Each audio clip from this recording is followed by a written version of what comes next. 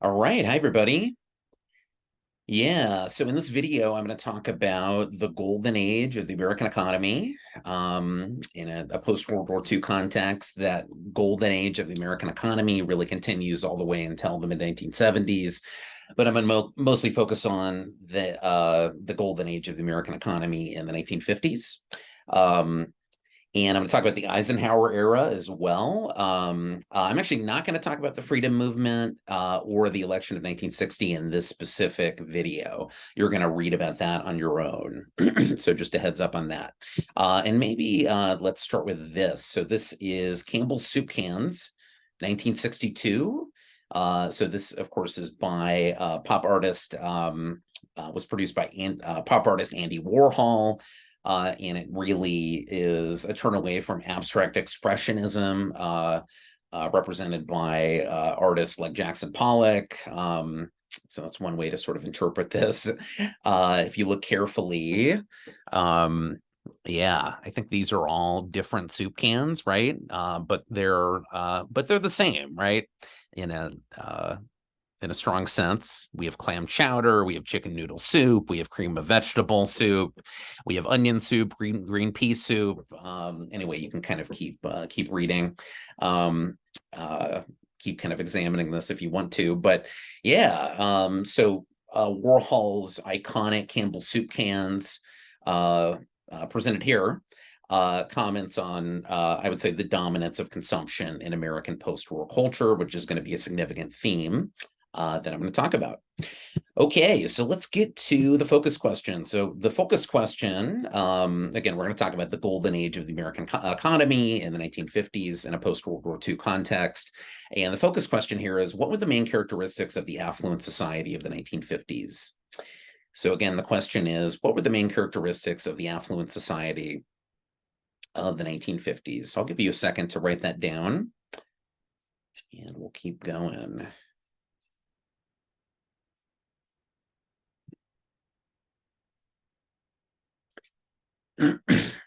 Excuse me. So a golden age of capitalism, as some historians refer to it, followed World War II. And this golden age of capitalism was characterized by a few different things. So really unprecedented economic expansion. We'll see a chart that illustrates, or I guess a graph that illustrates that in a second. But it was also characterized by stable prices, low unemployment, and rising in really an exponential fashion standards of living. So rising standards of living, all of these things, along with stable prices, low unemployment, economic expansion, all of these things characterized American economic life until about 1973. In every measurable way, most Americans lived better than had their parents and grandparents during this time. So by 1960, a majority of Americans were defined by the government as middle class, and the poverty rate had actually dropped to 1 in 5 families. Innovations like television, air conditioners, dishwashers, cheap long distance phone calls, and jet air travel, airplanes, came into widespread use. So these weren't just provinces of the rich. It wasn't just the rich that flew in airplanes across the country and had televisions and had air conditioners. It was, and certainly wasn't everybody, but it was a large swath of the expanding middle class. Got access to these items, and these what used to be considered luxuries, right, weren't really luxuries anymore, is the idea. Let's see. And former luxuries like electricity and indoor plumbing became common features for many Americans during this time. Furthermore, between 1950 and 1973, the average real wages of manufacturing workers doubled. So again, average real wages of manufacturing workers doubled between 1950 and 1973. And wages actually rose faster for low income than high income Americans, which had the function of lessening economic inequality. Let me repeat that. I think that bears repeating.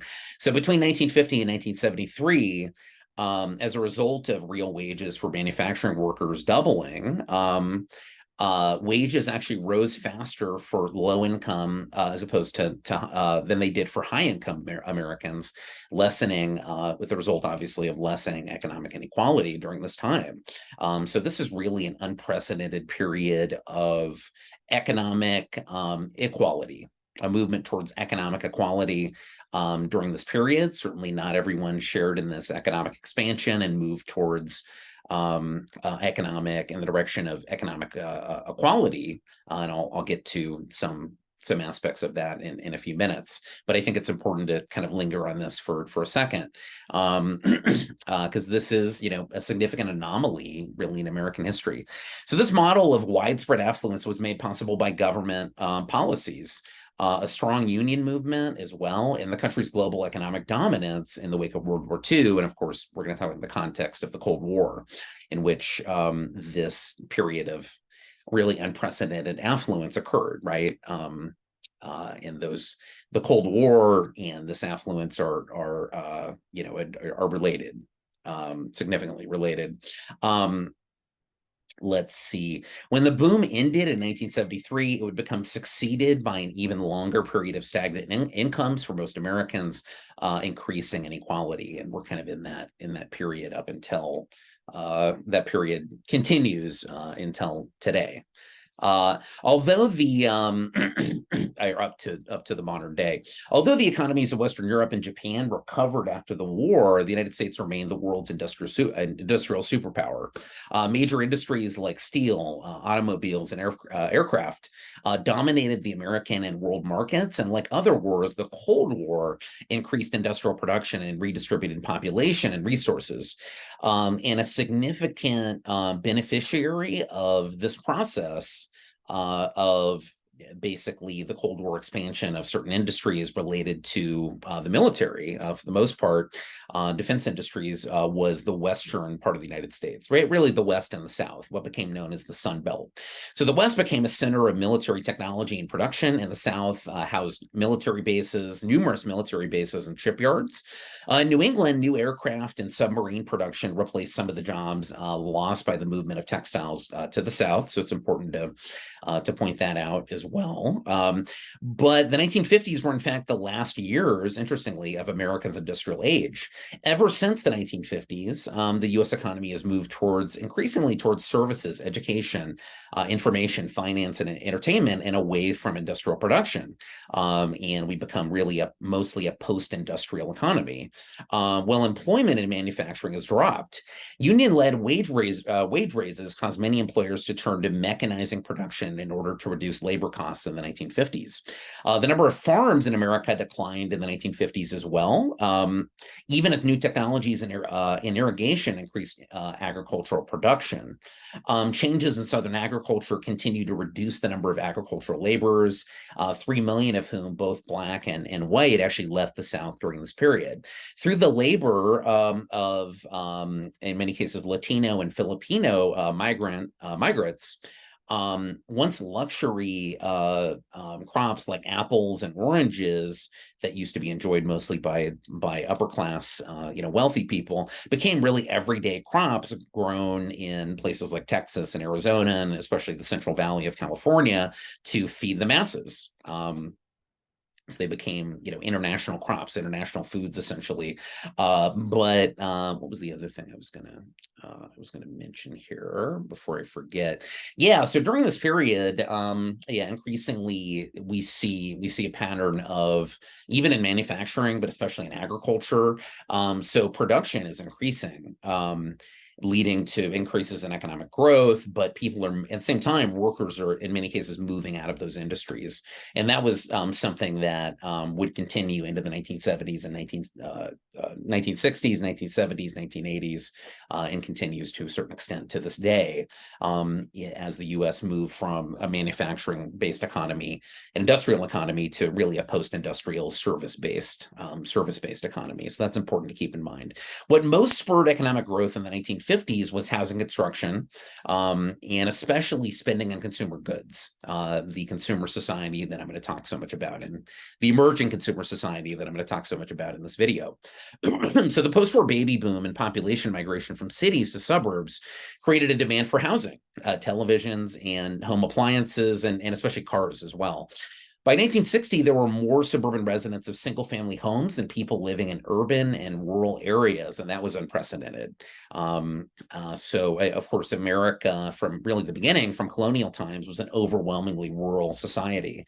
It had become, in the 19th century and into the 20th century, an increasingly urban society as people crowded into cities, emerging industrial metropolises like New York City and Chicago and et cetera, to work in factories and to provide services for people that worked in factories. While many people stayed on farms and in rural America, continued into the 20th century. But yeah, that changed really dramatically during this period. Where more people lived in a suburban context as opposed to a rural or urban context. So that's a hugely important shift that went beyond just geography and had implications for American political economy and culture and society that we're gonna talk about. Let's see. Yeah, in the 1950s, the number of houses doubled. Most of them built in the suburbs. Many Americans now realize dreams of owning their own home by purchasing an inexpensive house in a housing development. William and Alfred Levitt built actually the first Levittown, what became known as Levittown on Long Island, which is outside of New York City. Just outside of New York City, and soon became the most famous, Levittown soon became the most famous suburban development, and the Levitts became the most famous suburban developers. Houses were affordable and assembled quickly from prefabricated parts, making them desirable for middle-class Americans, and that was the case with Levittown and other sort of other developers seeking to mimic Levittown. In their suburban development projects that were so frequent, that were so common during this period. But suburbs were often centered around malls, which were accessible only by cars and were used for shopping and other private activities, unlike city centers with multiple uses. Okay. So the kitchen table debate, yeah, this is interesting. Let me kind of give the context for this. So you could see what's pictured here is a model kitchen, and actually that's Richard Nixon. So leaning over the railing is Richard Nixon, who became president later on, but at this time, and I believe this picture was taken in 1959. He was Eisenhower's vice president, and also pictured there is Nikita Khrushchev, the premier of the Soviet Union. So this is very interesting. Let's back up and kind of give the context here. So this occurred during a period of a thaw in the Cold War, in which the United States and Soviet Union appeared to exchange national, and what's happening here, the context here, the United States and Soviet Union agreed basically to exchange national exhibitions in order to allow citizens of each superpower to become acquainted with life in the other superpower. So this is quite an interesting idea, especially from a historical, to examine from a historical perspective. The Soviet exhibition unveiled in New York City in 1959 featured, for example, factory machinery, scientific advances, and other illustrations of how communism had modernized a backward country.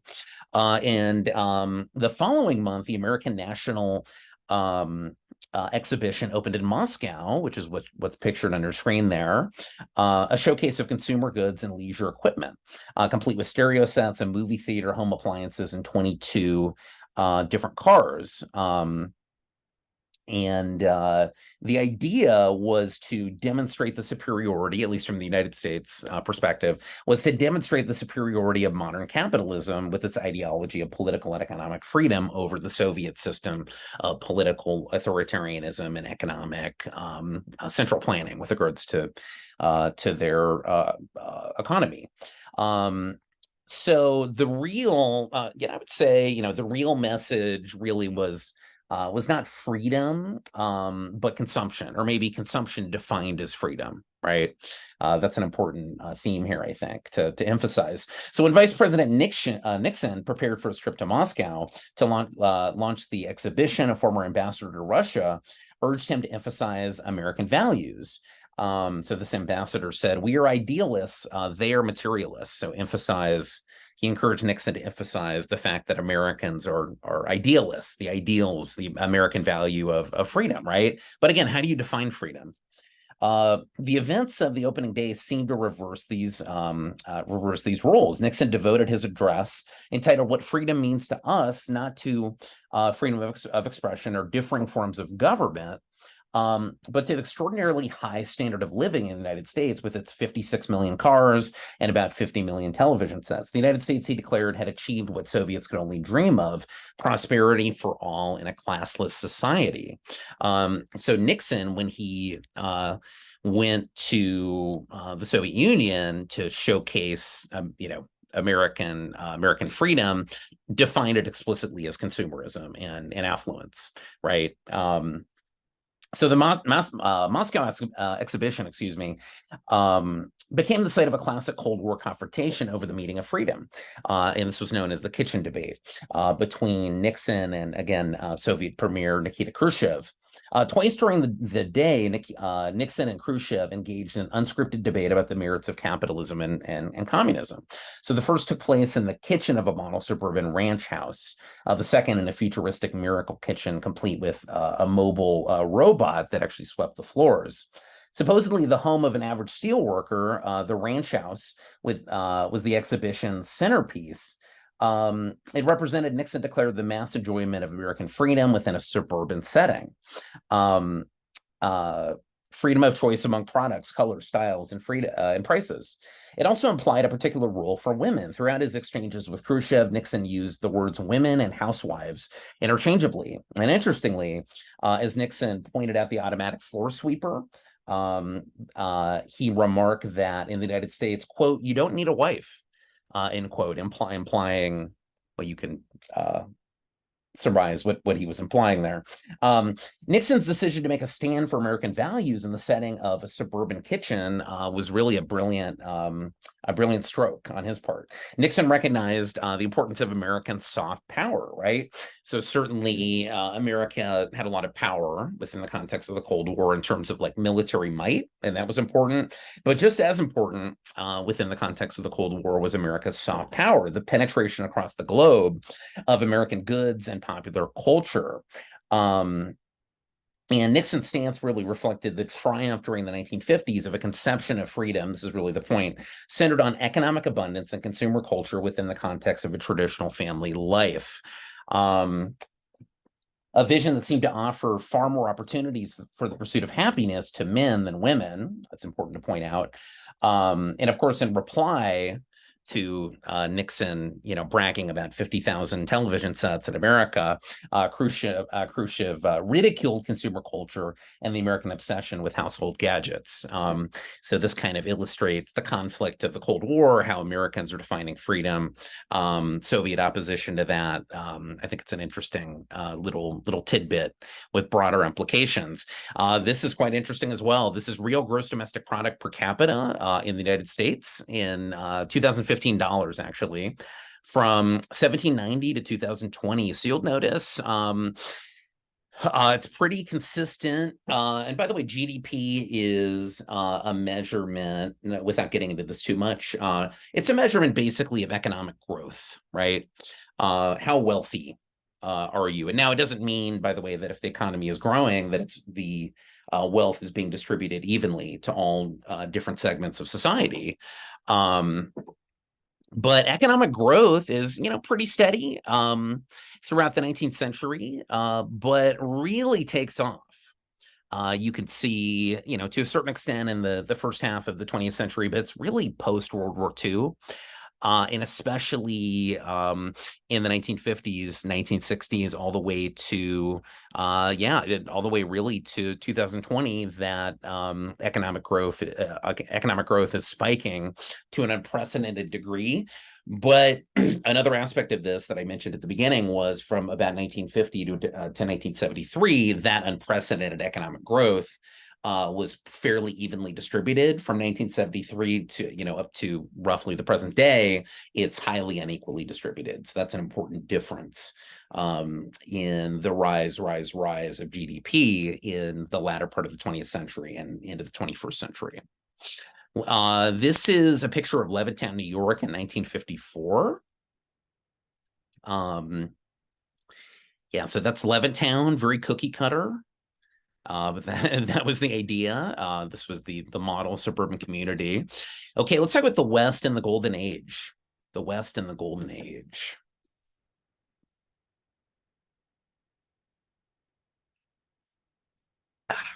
So California probably best symbolizes the post-war suburban boom. Americans moved west. Between World War II and 1975, more than 30 million Americans moved west of the Mississippi River. And 1/5 of the 1950s population growth actually happened in California. So you could tell that many of these significant percentage, disproportionate percentage of these 30 million Americans that moved west of the Mississippi River after 1950, post World War II, went to California. Let's see. So, excuse me. So again, 1/5 of the 1950s population growth happened in California, and in 1963, it surpassed New York. California surpassed New York as the most populous state. Allegedly, centerless Western cities emerged during this time, like Houston, Phoenix, Los Angeles, of course. These were highly decentralized clusters of single-family homes. And businesses tied together by an intricate connection of highways. And as a result, these cities, like Houston, like Phoenix, like certainly Los Angeles, were built in a way that was really different from how most Eastern cities were built, right? So most Eastern cities were built with central business districts, and those central business districts were surrounded by residential areas, united by public transportation. In the new suburbs, by contrast, life revolved around the car. People drove to work and drove to shop, and older city centers, as a result, stagnated. These new cities weren't set up to serve the interest of the central business districts necessarily, which really relied upon public transportation to and from the central business districts. Suburban homes required lawns, so much so, suburban homes as well required lawns, so much so that today more land area in the United States is actually cultivated in grass than in agricultural crops. Affluence and consumerism, had never before so pervaded American society. In a consumer culture, freedom became the ability to satisfy market desires. The 1950s was the culmination of a long-term trend in which consumerism replaced economic independence and democratic participation as central definitions of American freedom. Americans now happily accumulated debt in order to maintain a consumer lifestyle. Consumer culture also demonstrated the superiority of the American way of life to communism and American goods, like we talked about, like Coca-Cola. And American goods, like Coca-Cola, were marketed to countries overseas as the Cold War's most powerful weapon. Let me just emphasize something that I said a second ago. So again, consumerism, in terms of like definitions of American freedom, consumerism really replaced economic independence. And that certainly didn't come out of nowhere in the 1950s, but that's a really, really important change. Throughout the 19th century and of the 20th century, freedom was in large part defined by, yes, democratic participation is important, but especially economic independence.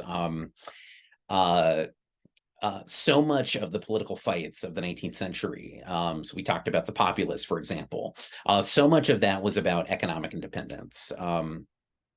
And yeah, being able to make ends meet on your, little plot of land, or start your own small business, pursue your entrepreneurial endeavor. And that economic independence and freedom were rooted in that. And that has such a long history in American culture. And this move to, not that that totally went away, but this move to defining American freedom on the basis of not as much, economic independence or democratic participation, voting, but really in the basis of shopping and consumerism. And I guess the comparison with democratic participation is interesting as well when you think about you have choice in a voting booth, but you also have choice in a shopping mall, right? Unprecedented choice. So it's kind of applying the principles of democracy to a consumerist version of capitalism. So I think that's a really important change that's happening during this time period. Okay, this is a picture of Albuquerque, New Mexico. This is actually a photograph by Ernst Haas, excuse me, of Albuquerque, New Mexico. But yeah, this isn't really specific to Albuquerque, New Mexico. This picture really could have been taken in any one of a score of scores of American communities. As cities spread out, strips, what were known as strips, consisting of motels, gas stations, and nationally franchised businesses, became common. Meanwhile, older downtown business sections stagnated, like I mentioned a few minutes ago. Selling Ford. So TV became the most effective advertising medium in history. And that TV really took off in the 1950s, becoming the province of a majority and not just a minority of rich people. Here, an advertisement for Ford Motor Company, one of the largest American corporations, is being filmed. The background evokes the idea of driving on the open road as a form of individual freedom. So again, consumerism being conflated or equated with freedom, with individual freedom, is important to emphasize here. Yeah, and speaking of TV and cars, let's talk about TV and cars. Yeah, so television especially spread the culture of middle-class life and consumerism. By 1960, almost all American families actually owned a TV set, and television replaced newspapers as the most common information source about public events. TV became the nation's primary leisure activity as well. It changed Americans' habits and offered Americans of all backgrounds a common experience.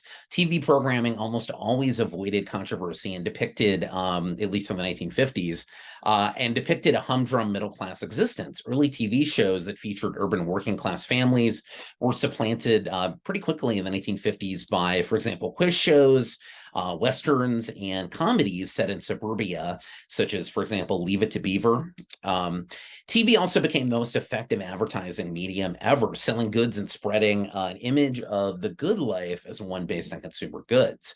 Buying a new car seemed essentially to freedom, and along with the home and TV, became a consumer necessity for each family. By 1960, actually, let me repeat that. Buying a new car soon seemed essential to freedom, and along with the home and TV, there we go, became a consumer necessity for each family. By 1960, 4 out of 5 families in the United States owned at least one car, almost all made in the United States. Auto manufacturers and oil companies also became the top companies in America during this time. Detroit, for example, became the center of the auto industry, supporting enormous factories with 40,000 or more employees. The River Rouge complex had 62,000 employees as well. The car transformed American life. The interstate highway system changed Americans' traveling habits, enabling long-distance vacations by car. The result was an altered landscape of motels, drive-ins, strip malls, movie theaters, and roadside restaurants, including fast food enterprises like McDonald's, which opened in Illinois in 1954. The first McDonald's opened in Illinois in 1954. That's indicative of this growing mode of political economy and culture and society, and fast food restaurants, drive-throughs, kind of shows that America was being built or rebuilt around the car, you could say. The car was an icon of American freedom, representing individual mobility and private choice. So this is a depiction of the Nimitz Interstate Highway. New highway construction and the automobile transformed the way many Americans lived. Pictured here in 1957 in an aerial photo taken by Margaret Bork White. The construction of the Nimitz Interstate Highway destroyed housing in a largely Black neighborhood in Oakland, California. A new majority white sprawling housing development was built in its place.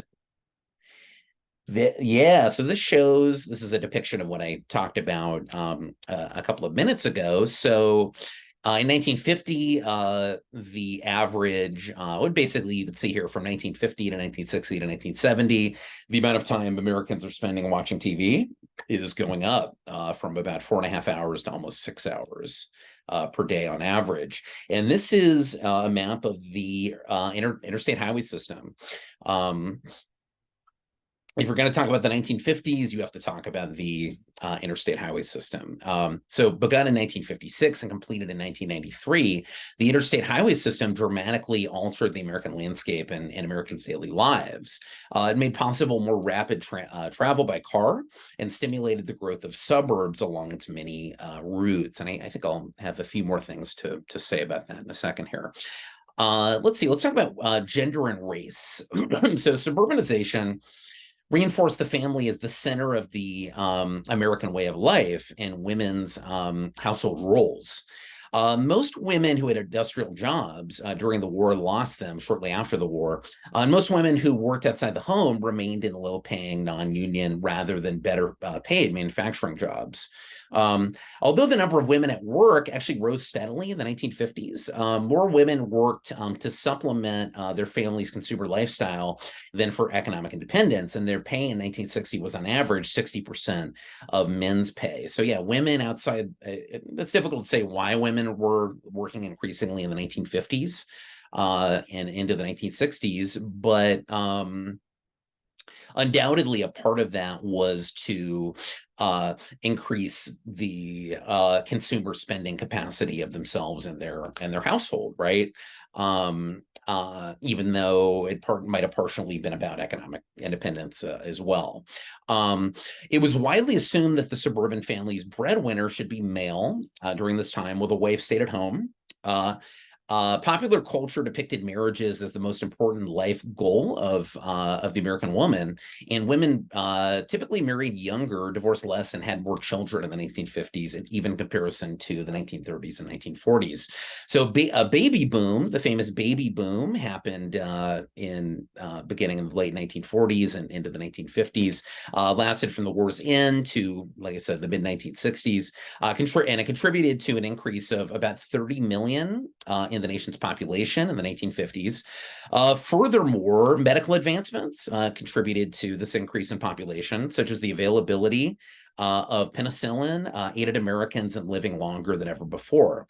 And the family became a weapon in the Cold War, as government officials argued that women's confinement to the home separated the free world from the communist world where women worked. And the family became a weapon in the Cold War, is what I meant to say, as government officials argued that women's confinement to the home separated the free world from the communist world where women worked. Feminism seemed to have disappeared from American life and culture during the 1950s. The idea of domestic life as a woman's sphere, had a long history in the United States, and in the post-war suburbs, it came close to realization. I would say that, feminism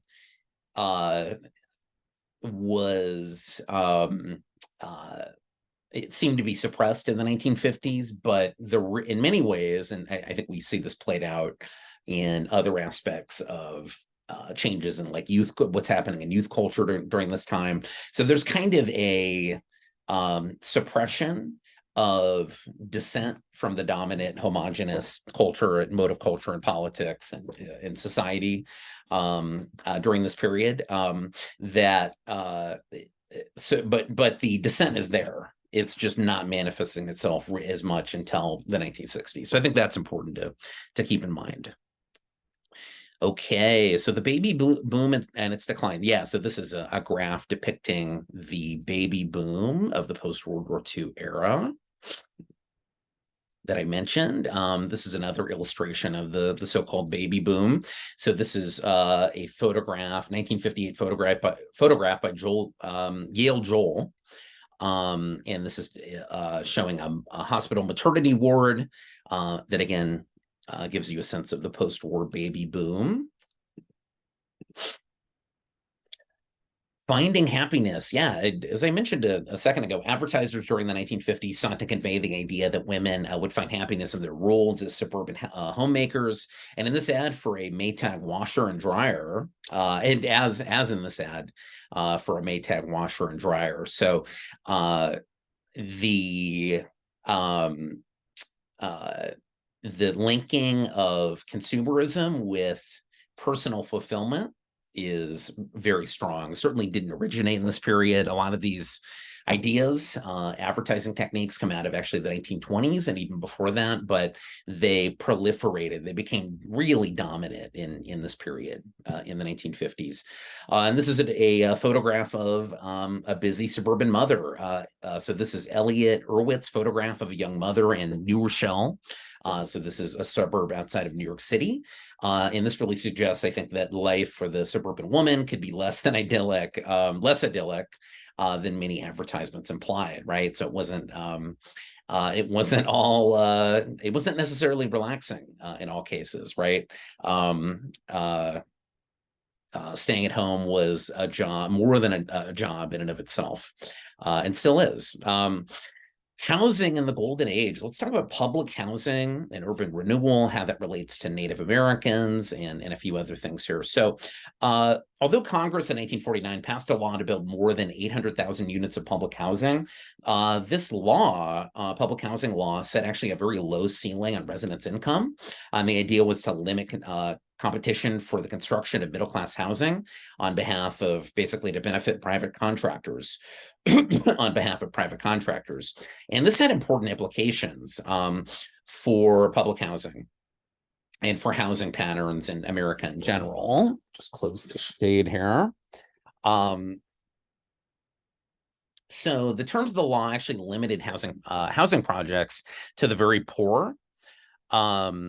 Along with the fact that white urban and suburban neighborhoods typically oppose the construction of public housing, this functioned to reinforce the poverty of urban non-white areas.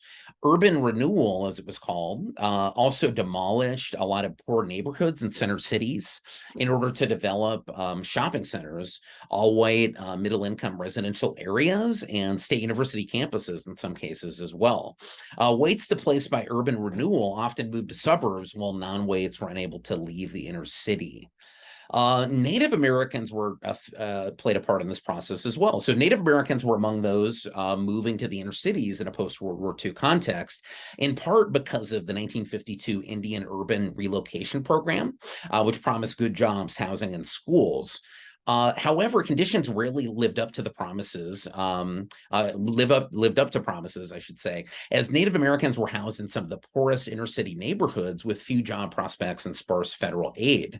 Though Native Americans moved into urban areas in larger numbers, the program was critiqued as one in which a long line of efforts to diminish tribal. The program was critiqued as one in a long line, I should say, of efforts to diminish tribal identities.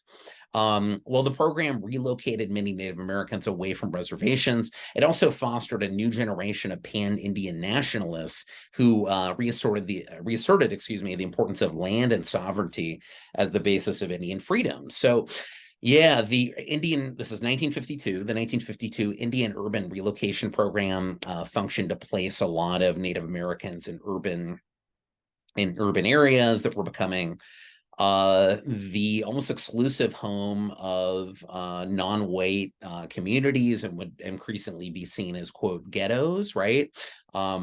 And whites would flee to suburban areas. So housing is becoming extremely wrapped up in racial attitudes and, frankly, racism during this period. And Native Americans were certainly a part of that.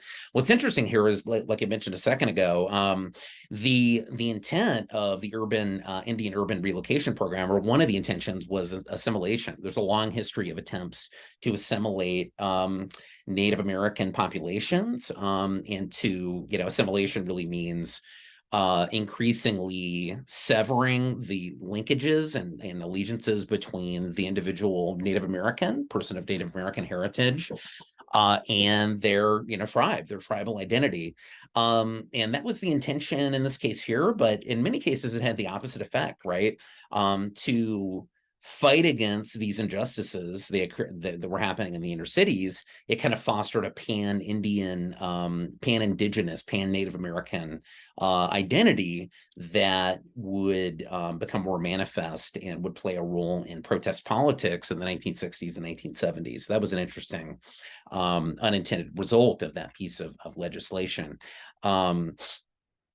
Suburbanization undoubtedly reinforced racial divisions in America. For example, between 1950 and 1970, about 7 million whites left cities for suburbs, while 3 million blacks moved from the South to the North, expanding and creating urban so-called ghettos, right? 500,000 Puerto Ricans as well, many of them formerly small farmers and laborers, were pushed off their former homeland in the island of Puerto Rico by sugar companies, and many of them actually moved to the mainland, to the United States, and many of them settled in places like East Harlem and New York City. By the late 1960s, more Puerto Ricans, actually lived in New York City than in San Juan, the capital of Puerto Rico. Racial exclusion tended to reinforce itself during this time. So non-whites facing employment discrimination and exclusion from educational opportunities were confined typically to unskilled jobs. Those were the only jobs they were able to get. As whites and industrial jobs moved out of the cities, poor blacks and Latinos stayed in the urban ghettos, which became seen as centers of crime and poverty and government welfare. Suburban whites feared that any non-white presence in their neighborhoods would make their neighborhoods more like those so-called ghettos, right? Which they feared, and which many of them had fled recently. So yeah, they feared that their non-white presence, and especially African-American presence in their suburban, homogeneously white neighborhoods would lower property values and decrease property of life. Excuse me. Residential segregation was reinforced by the tactic known as blockbusting. So this was a tactic actually of real estate brokers who circulated white residents. This was a tactic of real estate brokers who circulated exaggerated warnings of an influx of non-white residents, I should say, to persuade white residents to sell their homes quickly. Yeah, so they would go in into urban areas and encourage people to they would again circulate warnings that basically African Americans or other non-whites were moving in. That would get people to sell, and that would benefit the real estate brokers, right? So it was not just a trend, but a deliberate tactic of players, of actors, right? Suburban home ownership long remained a white entitlement with racial barriers in housing, and therefore public education and jobs reinforced. While many of the issues would spawn protests in the 1960s and 1970s, to many observers in the 1950s, it seemed that the ills of American society had been solved. If problems remained, their solutions, it was assumed, required, adjustments along the margins, technological adjustments, minor changes, not large structural wholesale changes or aggressive political interventions. But of course, that would change going into the 1960s and 1970s. So the Bureau of Indian Affairs actually created this promotional photograph, which depicts an Indian couple who relocated to Elgin, Illinois, and here they're enjoying a seemingly middle-class life. But did reality actually match that, the depiction in this photograph? In a lot of cases, probably not. This is a photograph of a school in East Harlem. So students at an East Harlem elementary school, this is circa 1947. Most are recent migrants from Puerto Rico, although some are probably children of the area's older Italian immigrant community. Okay, so I think I'm going to go and end the first video here, and we'll pick up the rest of the lecture with the second video. Okay, see you in the second video.